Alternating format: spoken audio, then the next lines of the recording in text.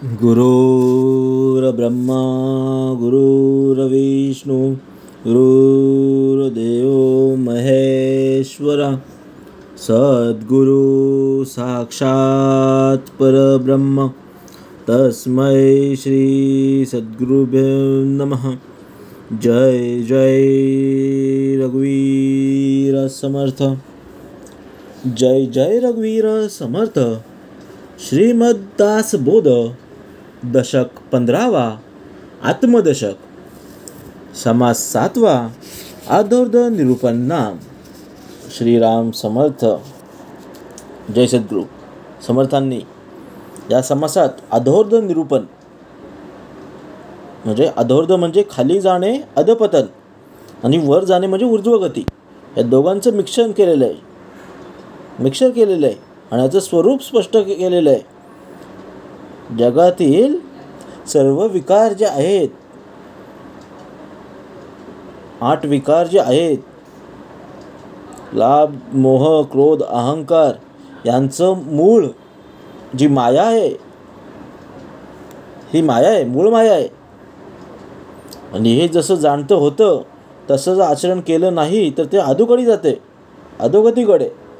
आणि जर ज्याने विवेकाने ज्ञानाने स्वतःचं मूळ शोधलं तर ते ऊर्ध्व गतीकडे जाते, ती वर स्वर्गाकडे जाते, नाहीतर त्याची गणना पापामध्ये होते। समर्थाने सांगितलंय, नाना विकाराचे मूळ ते हे मूळ मायाचं केवळ अचंचळी ते चंचळ सूक्ष्म रूप। म्हणजे समर्थ सांगतात, जगातील सर्व विकारांचे विकार दुःख क्लेश हे यांचं मूळ म्हणजे माया आहे। अनेक विकारांचं मूळ माया आहे आणि निश्चळ त्या परमाच्या ठिकाणी पती चंचळ अतिसूक्ष्म रूपाने आहे। आणि हीच माया सर्व जगाची उत्पत्ती घडवणारी आहे आणि तीच मूळ शक्ती आहे। ती एवढी सूक्ष्म आहे ती आपल्याला दिसत सुद्धा नाही, एवढी मूळ माया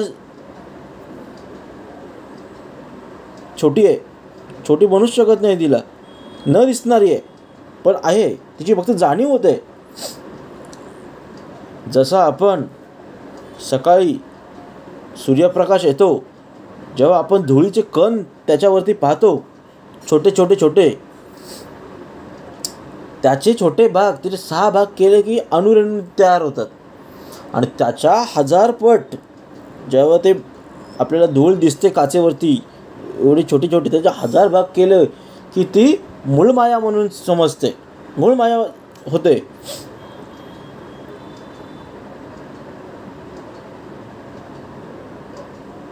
ती एवढी सूक्ष्म आहे की ही दिसत सुद्धा नाही, फक्त जाणीवेने समजते की आहे म्हणून। म्हणून पुढे सांगितलंय, मूळ माया जाणीवेची, मुळीच्या मूळ संकल्पाची, ओळखी षडगुणेश्वराची येण्याची नाही। म्हणजे माया ही जाणीव स्वरूप आहे, दिसत नाही पण जाणीव आहे, तिची मूलभूत संकल्परूप मूळ आहे। आणि षडगुणेश्वर्य म्हणजे ईश्वराची 6 गुणांनी युक्त ती हिच्याशी संबंधित आहे आणि तिला षडगुणे संपन्न असं म्हटलेलं आहे, षडगुणेश्वर्य संपन्न म्हटलेलं आहे। आता ते 6 गुण कोणती आहेत? पहिलं यश, दुसरं श्री, तिसरं कीर्ती, त्याग, ज्ञान आणि वैराग्य। ज्ञान आणि वैराग्य हे सर्व षडगुणेश्वर आहेत, 6 आहेत। यांच्यापासून ती माया आहे आणि तिला षडगुणेश्वर म्हटलेलं आहे।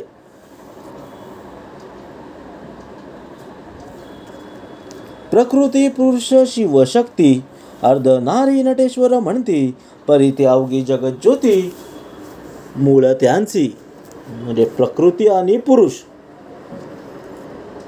जसं शिव आणि शक्ती हे अर्धनारी नटेश्वर म्हणून संबोधले जातं। आपण बघितलंय पहिल्या इतिहासामध्ये, आपण टीव्हीवर पण पाहिलंय, शिवशक्ती अर्धनारी नटेश्वर म्हणजे अर्ध अंग पुरुषाचं आणि अर्ध अंग बाईचं, स्त्रीचं करून शंकरांनी तेव्हा अर्धज्ञानी नटेश्वर झालं होतं आणि त्याला त्या नावाने ओळखलं गेलं होतं. पण ही जी माया आहे, जी जगज्योती आहे, तीच मूळ जाणीवेची आहे. जेव्हा आपण मायेच्या मुळाला शोधायचा प्रयत्न करतो तेव्हा सुरुवातीपासून काही दिसत नाही. पण साधना जर वाढली, उपासना जर वाढली, विवेकाने जर विचार केला तर ही मूळ जे आहे ते हळूहळू स्पष्ट दिसू लागेल. संकल्पाचे जे चलन ते वायूचे लक्षण, वायू आणि त्रिगुण आणि पंचभूते सांगितले आहे. पहिला संकल्पाचे जे चलन त्याचे वायूचे लक्षण, म्हणजे संकल्पाचे जे चलन आहे ते वायूचे लक्षण आहे आणि ते स्वरूप आहे. त्यामुळेच ती ब्रह्म पहिल्या जन्माला आलं. त्याच्यापासून मूळ माया, त्याच्यापासून हे 3 गुण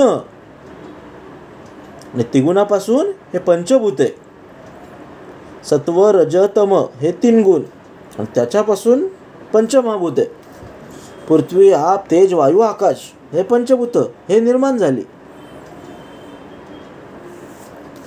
म्हणजे आपण पाहिलं मूळच मुळातून उत्पन्न होतं आणि ते पुढे विस्तारतं.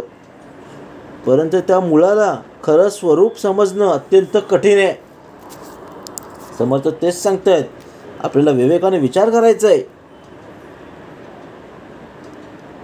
पाहता कोणी एक वेल, त्याच्या मुळास्ती खोळ, पत्रे पुष्पे फळ केवळ मुळाचं पासी.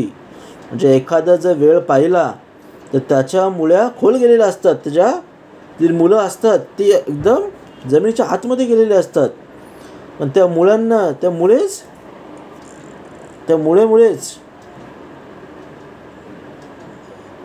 खोड निर्माण होतं, वेळेला पाने येतात, फुले येतात.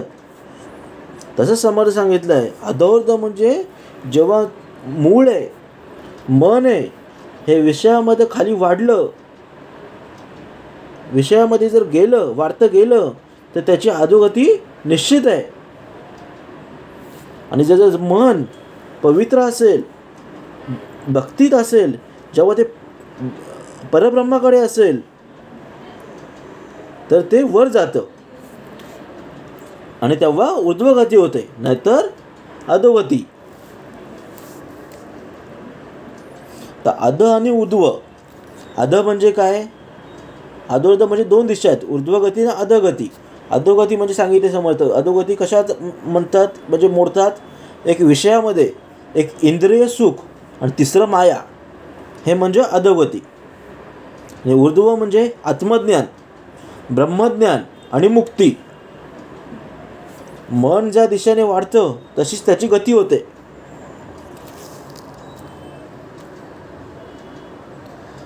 याही वेगळे नाना रंग, आकार विकार तरंग, नाना स्वाद अंतरंग मुळामध्ये.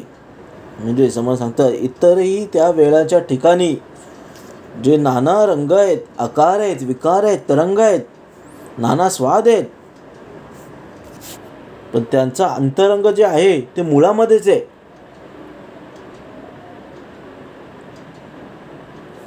समोर सांगतात, जे मूळ अध दिशेने वाढते ते विषय मोह आणि संसारात अडकते, आणि जे मूळ आहे ते ऊर्ध्व दिशेने वाढते. ऊर्ध्व दिशेचं वाढलं तर ते ब्रह्मज्ञानात स्थिर होते. आता हे आपल्या अंतःकरणात आपल्याला समजून घेता आलं पाहिजे. जे समर्थांनी झाडाचं उदाहरण दिलंय, मुळाचं उदाहरण दिलंय, पण ते आहे ते मूळ माया आहे, हे विषय विकार आहेत, हे आपल्याला समजून घेता आलं पाहिजे. आपल्याला अधोगतीमध्ये न अडकता आत्मज्ञान, ब्रह्मज्ञान आणि मुक्ती कशी मिळेल, त्या तसं आपल्याला श्रवण करायचं आहे. त्या पद्धतीने आपलं श्रवण करायचं आहे, नामस्मरण करायचं आहे. आणि जे जे मूळ अध दिशेने वाढतायत, विषयामध्ये सोडून, मोह सोडून, विषय सोडून, संसार सोडून, म्हणजे समोर सांगत नाही की संसार सोडा म्हणून, पण त्या बंधनात अडकू नका. किती टाईम द्यायचा आहे प्रत्येक गोष्टीला ते आपल्याला समजता आलं पाहिजे. आणि त्यातून भगवंताचं नामस्मरण जर वाढवलं तर ते ऊर्ध्व दिशेने जातं. तेची मूळ फोडून पाहता काहीच नाही वाटे आता, पुढे वाढता वाढता दिसो लागे. म्हणजे समोर सांगतात, पण तीच मुळी फोडून जर आपण पाहिलं तर काही दिसून येत नाही, मुळामध्ये काहीच नसतं.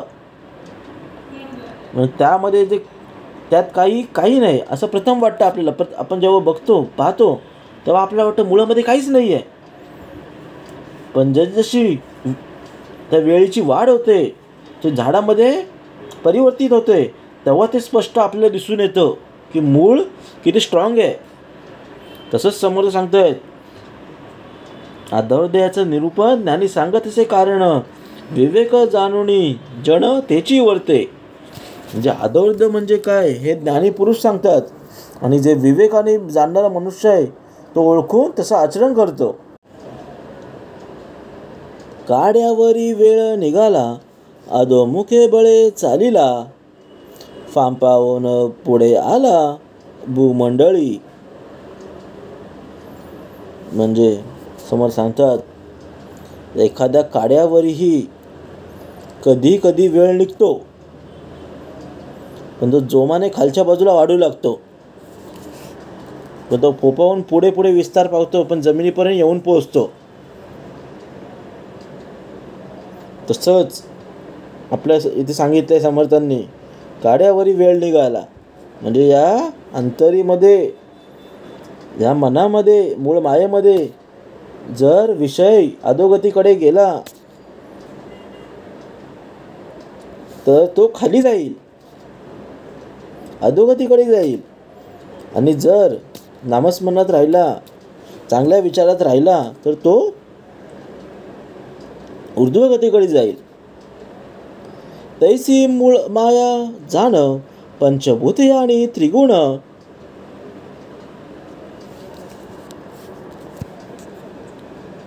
मुळी आहेत ते प्रमाण, प्रत्यय जाणावे. मला सांगतात, माया आणि मन यांचा दिशावरून माणसाचं भविष्य समजतं. विवेक, ध्यान, साधना यांनी मन ऊर्ध्वगती झालं तर मुक्ती नक्की आहे. आणि जर तो विषय सुखात अडकला, भोगात अडकला, तर त्याची अधोगमी निश्चित आहे. म्हणून समर्थ संदेश आहे, मन ऊर्ध्व करा म्हणजे ब्रह्मप्राप्त होईल. आणि मन अधन येऊ नका, म्हणजे संसाराच्या पाशात तुम्ही फसणार नाही, पडणार नाही, अडकणार नाही. पण पुढे पुढे सांगतात काय समर्थ, अखंड वेळ पुढे वाढला, नाना विकारी शोभला, विकारांचा विकार झाला असंभाव्य. म्हणजे हा जो वेळ आहे, वेळ पुढे अखंड वाढू लागतो आणि तो नाना विकारांनी शोभू लागतो. पण त्या विकारातून आणखी असंभाव्य की विकार उत्पन्न होतात. तसंच मनाला दिलंय. मन हे पुढे विषय विकारामध्ये गुंतून जातो, एवढा गुंतून जातो की त्या विकारातून आणखी असंभाव्य आजार या शरीराला भोगावे लागतात, या आत्म्याला भोगावे लागतात. नाना फडगरे फुटली, नाना झुंबाडे वाढती, अनंत आग्रे चालली सृष्टीमध्ये. म्हणजे समोर सांगतात, त्याला अनेक शाखा फुटलेल्या आहेत. तिथे समर्थाने झाडाचं निरूपण दिलेलं आहे. आपण आपल्या मनाचा विचार करायचा आहे.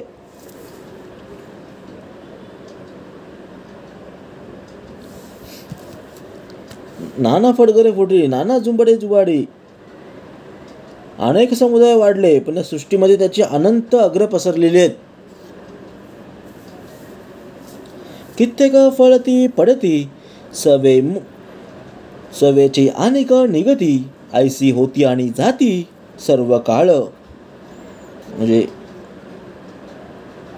जेव्हा अखंड वेदाचा विस्तार होतो तेव्हा अनेक विकार आणि संशोधन निर्माण होतात.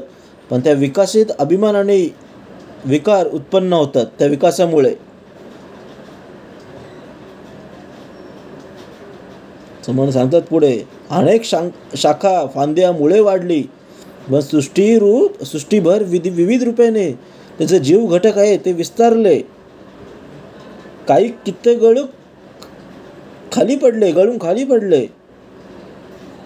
त्याचबरोबर काही आणखी नवीनही उत्पन्न झाले.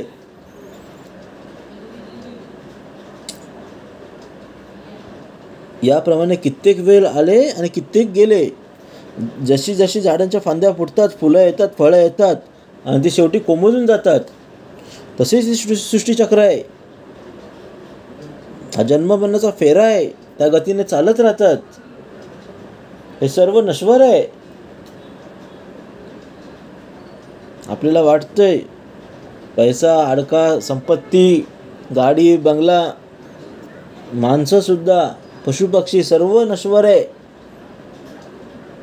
एक ना एक दिवस सर्व इथे ठेवून जायचंच आहे. सर्व गायब होणारच आहे. आणि कलियुग म्हणजे हे सर्व जन्ममरणाचा फेरा आहे आणि यातून सर्वांना जायचंच आहे. फक्त आपल्याला अधोगतीकडे जायचं आहे का ऊर्ध्वगतीकडे जायचं आहे हे आपल्याला ठरवता आलं पाहिजे. तसे आपल्याला कर्म करता आली पाहिजेत.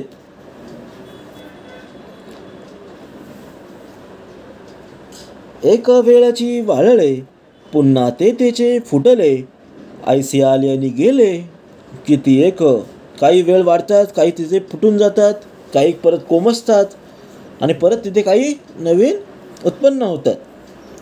पाने झडली आणि फुटती, पुष्प फळे आणि रीती, मध्ये जीव ही जगती असंभाव्य.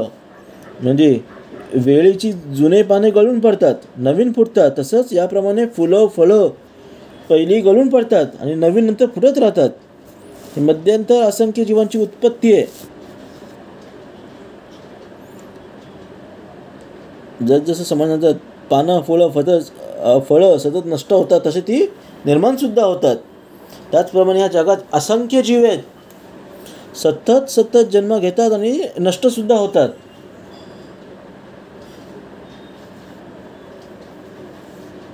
अवघा वेळची करपतो, मुळापासून पुन्हा होतो, ऐसा अवघा विचारतो.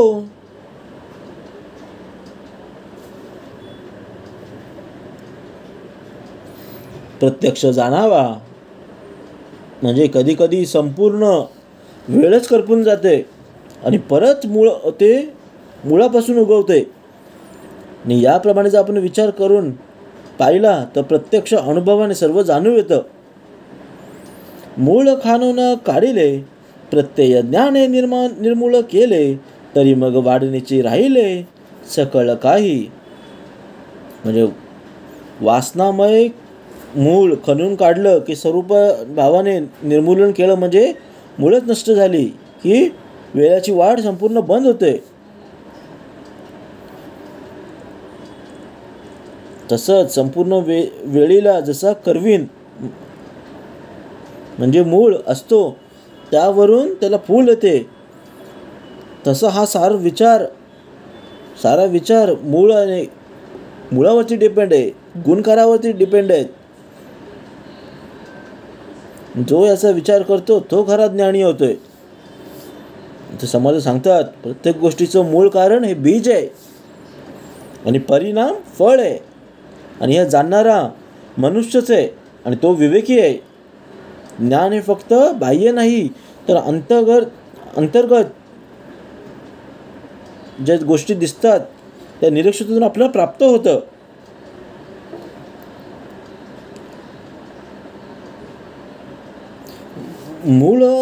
मुळी बीज शेवटी बीज, मध्ये जळरूप बीज, ऐसा हा स्वभाव सहज विस्तारला. पुढे सांगितलंय सगळ्यांच्या आधी मुळात बीज आहे. मुळात बीज असते, शेवटी बीजच राहते. कोणतेही फळ घ्या, आंबा लावायचा असेल तर आंब्याची कोय बाठा त्याला बोलतात आपण, आंब्याची बी असते ती पहिली रुतवावी लागते, खाली गाडावी लागते, त्याच्यापासून खोड तयार होतं, फांद्या तयार होतात, झाड तयार होतं, फुलं तयार होतात, पानं तयार होतात, नंतर फळं येतात आणि फळ खाल्ल्यावर शेवटी जो राहतो तो परत त्याची बीज तीच राहते. मग हे सर्व सृष्टी चक्र आहे. मातीत आलेला माणूस मातीमध्येच जातोय. या अष्टधा प्रकृतीतून आपला जन्म झालेला आहे. पंचतत्व आहेत त्यामध्येच विलीन होणार आहे. पृथ्वी, आप, तेज, वायू, आकाश यामध्येच विलीन व्हायचं आहे आणि इथूनच परत आपला जन्म होणार आहे. समर्थ सांगतात, जसा अग्नी आपल्या उष्णतेपासून वेगळा नसतो तसाच आत्मा आहे. हा त्यांचा गुण आणि यांचा भेद करू नये. आत्मा, चैतन्य आणि गुण एकच आहेत, पण हा जो भेद करतो तो आदळत राहतो आणि जो भेद करत नाही त्याला ज्ञानप्राप्ती होते. जातो येतो पुन्हा जातो, ऐसा प्रत्यावर्ती करतो, परंतु आत्मज्ञानी जो तो अन्यथा घडे. सांगतो समर्थ, याप्रमाणे जीव जातो येतो पुन्हा जातो येतो याप्रमाणे येत जरा करीतच असतं, परंतु जो आत्मज्ञानी असतो तो मात्र जन्ममृत्यू असणारा होत नाही. जेव्हा सात्विक विचार आणि स्नेह असतं तेव्हा चांगलं फळ मिळतं, आणि पण जेथे राग आहे, द्वेष आहे, तिथे एकत्व, समन्वय होत नाही. समर्थ सांगतात, संसारात किंवा साधनेत प्रेम आणि स्नेह हा सर्वोच्च आदुर्दावर विजयाचा मार्ग आहे. पण आपलं काय होतं, द्वेषाने, विषयाने, शंकेने आपला आत्मा मलिन होतो. न घडे ऐसे जरी म्हणावे, तरी काहीतरी लागे जाणावे, अंतरीच परे ठावे, सकळांस कैसे. म्हणजे आत्मज्ञानाच्या बाबतीत असं घडत नाही. असं जर आपण म्हटलं तर त्याला काहीतरी सतत अनुसंधानी करावं लागतं. म्हणजे जे ज्याचं त्याला अंतर्यामी माहीत आहे ते सर्वांना कळणार कसं, जे ज्याच्या अंतरीमध्ये आहे ते लोकांना दिसणार कसं. म्हणून ज्या काही नवीन गोष्टी घडल्या नाहीत असं म्हणावं तर त्या का घडल्या नाहीत हे तर जाणलं पाहिजे. म्हणजे अज्ञान आणि दुर्बलता हे आदर्थ ते स्वरूप आहे, आणि विवेक वापरून जर अंतरंगात पाहिलं तर त्याचं कारण नक्की समजेल. तेनेसीज कार्य भाग करती, परंतु तयास करीती, देसेना ते काय करती, बापुडे लोक. म्हणजे अंतरात्म्याच्या बळावर सर्व लोक कार्यभाग करत असतात तरी ते त्याला जाणत नाहीत. पण लोक ते बिचारे काय करणार, कारण ते दिसत नाही आहे. म्हणजे कर्म करताना जो तप जाणत नाही ते बाह्य देहाशी खेळ करतं. म्हणून समोर सांगतात, साधकाने बाह्य कर्मापेक्षा अंतर्कर्म आहे, जे अंतर्गत तप आहे त्याच्यावर भर दिला पाहिजे, तेव्हाच आदुर्दावर विचार येईल.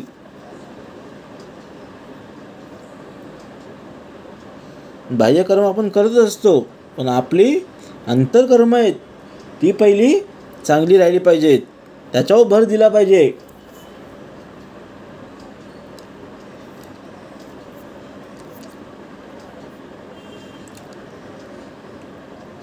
विषय भोगवतेनेची घडे, तेने विना काहीच न घडे, स्थूळ सांडून सुष्मे पवाडे, ऐसा पाहिजे. म्हणजे प्राणी अंतरात्म्यामुळेच विषयभोग घेऊ शकतात, त्याच्याशिवाय काहीच घडू शकत नाही. म्हणून स्थूल देहास जो सोडून तो सूक्ष्माचा विचार केला पाहिजे. म्हणजे जेव्हा सुख दुःख समान वाटतं तेथे जीव अंतर्मुख होतो, आणि तीच मुक्तीची पायरी असते. म्हणजे समज सांगतात, समत्व भाव आणि अंतरंग शांती हाच अद्वैत निरूपणाचा अंतिम संदेश आहे. जे आपुलेचे अंतर तद्रूपची जगदांतर शरीरभेदाचे विकार वेगळाळे. म्हणजे आपल्या जे अंतरी आहे तेच जगाचे अंतरी आहे आणि दोन्हीकडे अंतरात्मा एकच आहे, फक्त शरीर भेदामुळे तो वेगळा दिसतो. अंतराचा अंतरात्मा सर्वांचा एकच आहे.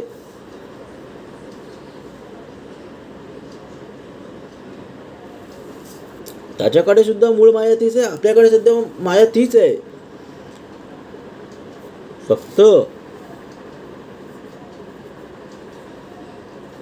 जे वरवरती आहे, जे शरीर आहे, हे सर्वांचं वेगळं आहे.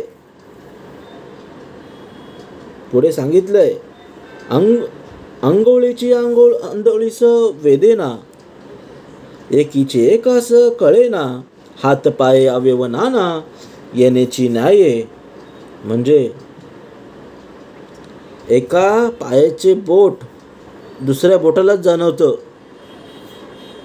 दुसऱ्या बोटाला ते कळत नाही की हातपाय इत्यादी अवयवांचं तसंच आहे. अंतर्बाह्याचं जसं दिसणं आहे तसंच विकाराचं आहे. ज्याचं अंतर्बाह्य मन शरीर विकारयुक्त आहेत त्याचाच मन शरीरावर दिसतो, त्याचा प्रभाव शरीरावर दिसतो, तेच दिसतं. आणि मनातील विकार हेच शरीरावर उठून दिसतात आणि तेच अधोर्ध खालचा भाग अज्ञानाचा स्तर आहे. समज सांगतात अधोर्ध म्हणजे मनातील अपवित्र प्रवृत्ती, काम क्रोध लोभ इत्यादींचे छाया. आणि मन जर शुद्धी नसेल तर शरीरही अस्वस्थ राहते. म्हणून समोर सांगतात साधकाने अंतर्बाह्य शुद्धी असावी. अवयवाचे अवयव नेणे, माते परांचे काय जाणे, परांतर या कारणे जाणवेना.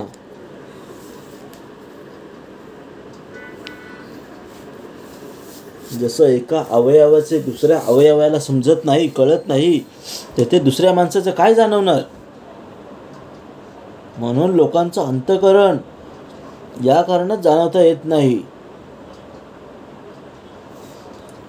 आपल्याला आत मन आणि बाहेर देह यांचा भेद निर्माण होतो तेव्हा विकार जन्म घेतात. पण आत्मा एकच एक हा समजला तर हा वेगळा नाही आहे हे जेव्हा समजेल, हा भेदच अज्ञानाचा अवरोध होईल. अधोर्ध तेव्हाच टिकतो जेव्हा साधक भेददृष्टी ठेवतो. आणि जेव्हा आत्मा सर्वत्र आहे हे जेव्हा अनुभवलं जातं तेव्हाच अधोर्ध नाहीसा होतो आणि ऊर्ध्वावस्था ज्ञानशांती त्याची प्राप्त होते. एकची उदके सकळ वनस्पती, नागा अग्रभेद दिसती, खोडील तितुकेची सुकती, येरते टवटवीत. म्हणजे एकाच पाण्याने सर्व वनस्पती पोषण होते. अंकुर फुटल्यावर वनस्पतीला जेव्हा भेद कळून येतो त्यांचा जेवढा भाग खुडावा तेवढाच फक्त सुकतो आणि न खुडलेला आहे तेव्हाच टवटवीत राहतो. म्हणजे जेणे आपणेपणे जाणेना ते आपलेपणे केवळना, ज्याचे आपलेपणे नेमना तोची जाणावं मुक्त. म्हणजे जेव्हा मी आणि माझं असा अहंकार जेव्हा बाळगतो तो खरा ज्ञानी नाही आहे, समर्थ सांगतात. पण ज्याला आपलेपणाचा नेम नाही म्हणजे तो सर्वांशी एकरूप झाला आहे तोच खरा मुक्त आहे. फक्त आपल्याला समजून घ्यायचं आहे अधोर्धात मी आणि माझे हे दोन शब्द टिकतात, पण ऊर्ध्वस्थितीत हे नाहीसं होतात. मुक्त मनुष्य सर्वत्र एकत्र अनुभवतो. म्हणून कुठल्याही गोष्ट असू दे, काहीही असू दे, कितीही आपण काम केलं तरी मीपणा, गर्व, अहंकार यापासून दूर राहायचं आहे. आणि एकदा जर हे चिपकलं, हे विषय विकार आले तर नाना विकार उत्पन्न होतात. येण्याची नाये भेद झाला, कळेना एकची एकाळा, जाणपणे आत्मा याला भेद नाही. म्हणजे न न्यायानेच वस्तूच भेद उत्पन्न झाला आणि एकाचा दुसऱ्याला कळत नाही, पण जाणीव रूपी आत्म्यामध्ये अंतरात्म्यामध्ये भेद नाही आहे. ज्याने अधोर्ध अवरोध नष्ट केला तोच देवसमान झाला. आणि जो जाणतो तो सर्व काही एकच आहे, त्याला कुठलाही भेद वाटत नाही. त्याला ना मनामध्ये ना अंतरात्म्यामध्ये त्याला कुठलाही भेद वाटत नाही.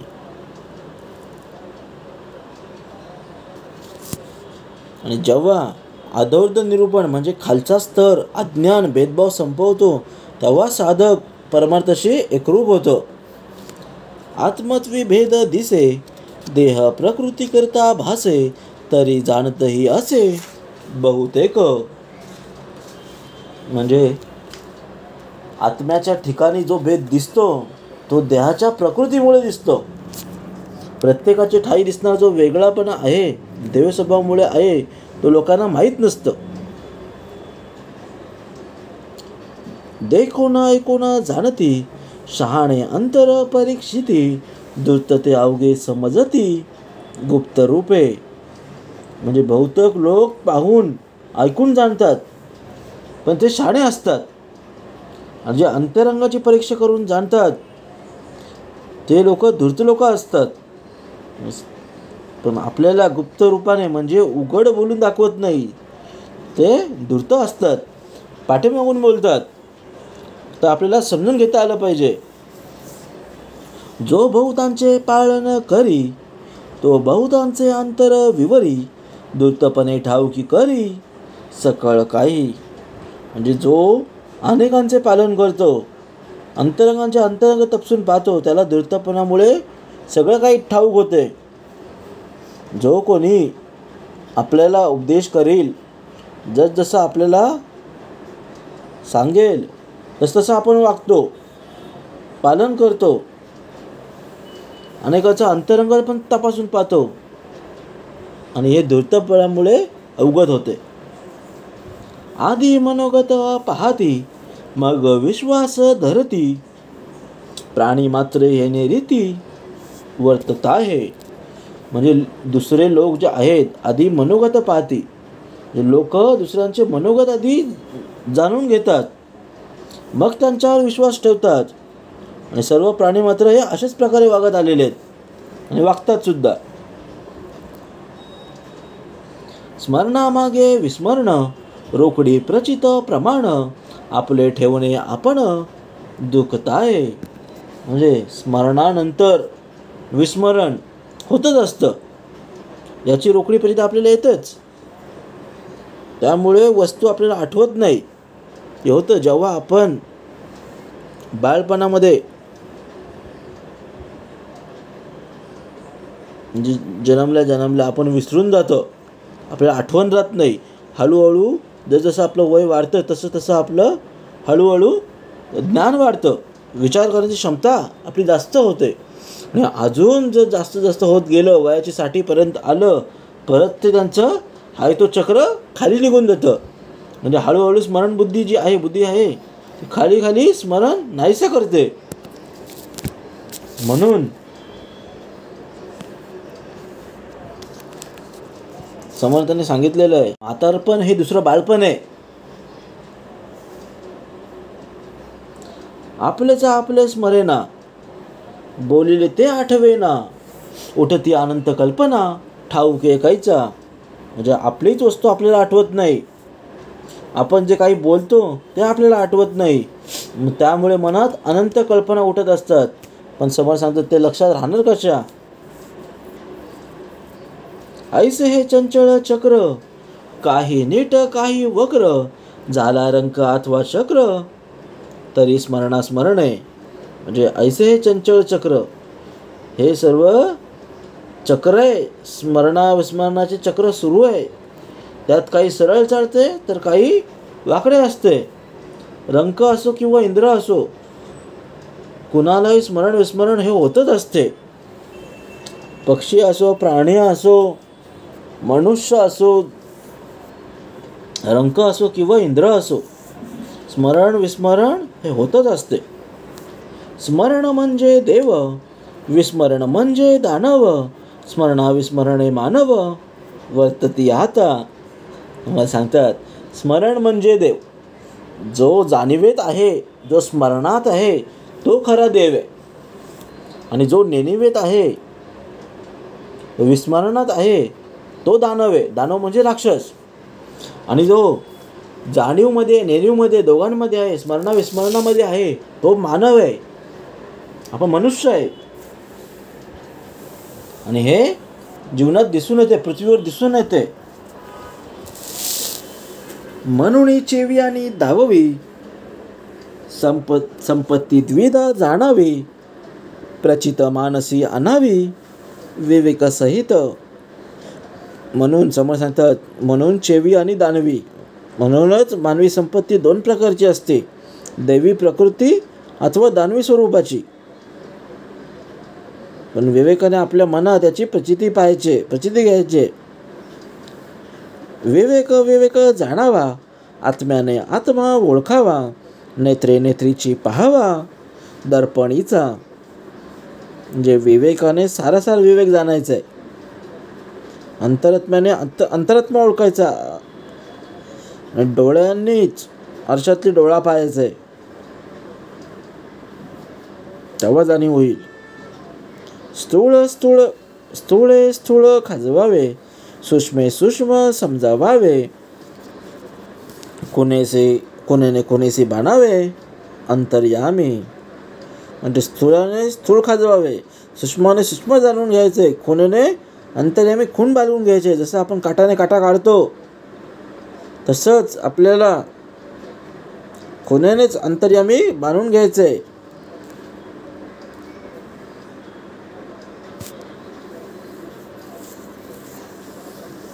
विचारे जाणावा विचार, अंतरे जाणावा अंतर, अंतरे जाणावा परांतर.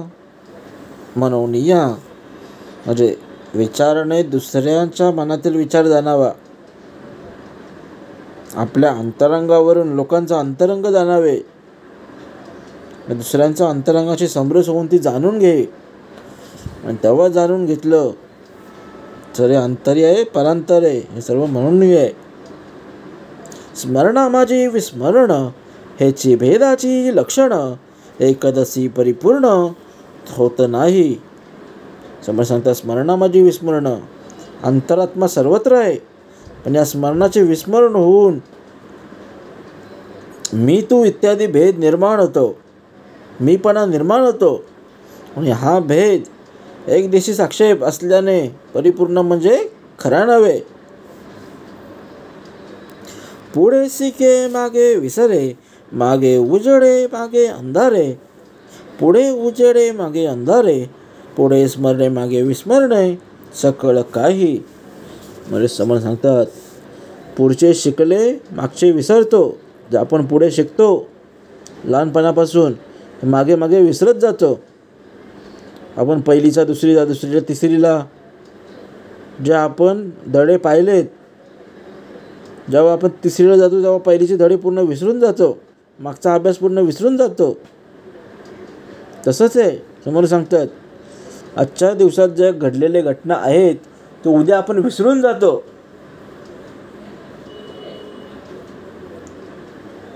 आणि यालाच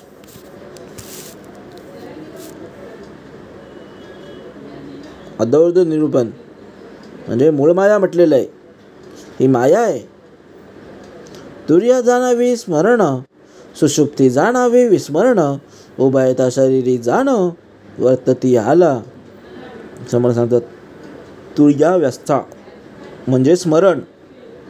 असं जर जाणलं तर सुषुप्ती अवस्था म्हणजे विस्मरण आहे. अशा माणसांच्या देहात हे राहत असतात. समाजाचा संदेश आहे की अद्वैत म्हणजे खालचा विषय प्रधान भाग सोडून दिल्यास जो साधक अवधूत बनतो त्याची बुद्धी स्थिर, निर्मळ आणि मुक्त होते. आणि हीच अद्वैत निरूपणाची पराकाष्ठा आहे. ज्याने ज्याने विषय विकारांचा त्याग केला त्याची बुद्धी आता कशात गुंतत नाही. त्याच्यासाठी देहाचा अभिमान संपतो आणि तो अवधूत पूर्ण मुक्त होतो. समर्थ तेच सांगतायत, तुर्या जाणावी स्मरण, सुसुप्ती जाणावी विस्मरण, उभयता शरीरी जाण, वर्तती आता. इति श्रीदासबोधे गुरुशिष्य संवादे अद्वैत निरूपण नाम समास 7वा. जय जय रघुवीर समर्थ.